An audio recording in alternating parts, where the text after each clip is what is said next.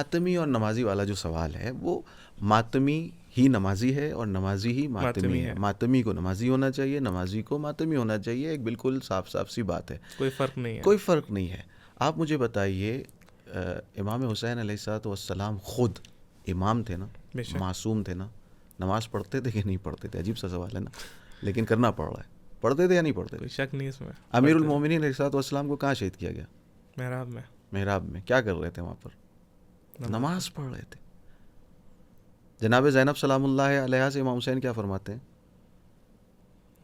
یا اختہ لا تنسینی فی نافلۃ اللیل, اے میری بہن مجھے نماز شب میں فراموش نہیں کرنا. کہاں پر ہیں جناب زینب؟ کربلا میں. کربلا میں آخری وقت میں. آخری وقت ہے. معلوم ہے کہ میں شہید ہو جاؤں گا, میری بہن اسیر کر لی جائے گی, دیار بدیار پھرائی جائے گی, اور تاکید کر رہے نماز شب میں.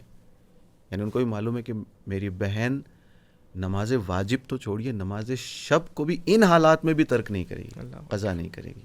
اس لیے اس بھروسے کے ساتھ کہہ رہے ہیں. تو یہ خاندان تو وہ ہے جو جن کے یہاں سے نماز چلی ہے, جن کے یہاں سے عبادت کا سلیقہ سیکھا گیا ہے, اور انہی کے نام پر, انہی کے عزاداری کے نام پر, انہی کے ذکر کے زیر سایہ اگر کوئی نماز کی تضحیق کرے, نماز کی توہین کرے, نماز کو چھوٹا دکھانے کی کوشش کرے, تو یہ تو خود امام حسین علیہ الصلوۃ والسلام کی مخالفت ہو رہی ہے, ان کے مکتب کی مخالفت ہو رہی ہے.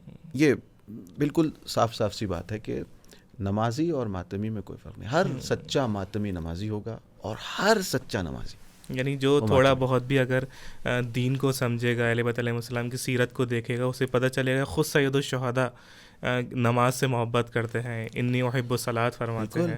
یا ائمہ کی زندگی دیکھیں, امیر المومنین جو عاشق نماز ہیں, تو اس کو جب یہ شروعات دیکھے گا سیرت ائمہ, تو پھر وہ خود تفکیک اور یہ فرق نہیں کرے گا نمازی اور ماتمی کے درمیان. آپ دیکھیں شہدائے کربلا, چلیں وہ خانوادہ عصمت و طہارت تھے, ان کے لیے جو قربان ہو گئے, جنہوں نے ان کے لیے قربانی دے دی, یا جنہوں نے ان کے لیے زخم کھائے, وہ نماز پڑھتے تھے کہ نہیں پڑھتے تھے؟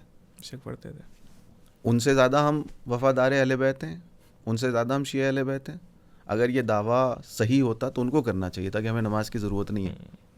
انہوں نے تو یہ دعویٰ نہیں کیا, وہ تو نماز پڑھ رہے تھے. وہ تو میدان کربلا میں عاشور کے دن ظہر کی نماز وہاں ہو رہی ہے, ہاں نماز پڑھی جا رہی ہے, باجماعت نماز پڑھی جا رہی ہے, تیر کھا رہے ہیں اس نماز کی حفاظت کے لیے, امام علی مقام امامت فرما رہے ہیں.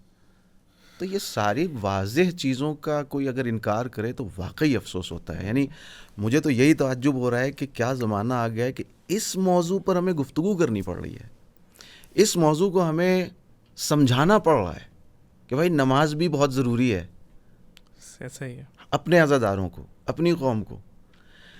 ایک میرا شعر ہے, اے مقرر بے نمازی قوم کو یہ بھی بتا, اے مقرر بے نمازی قوم کو یہ بھی بتا, ملکہ جنت ہیں پھر بھی ہیں نمازی فاطمہ. سبحان اللہ, یہ وہ حقیقت ہے.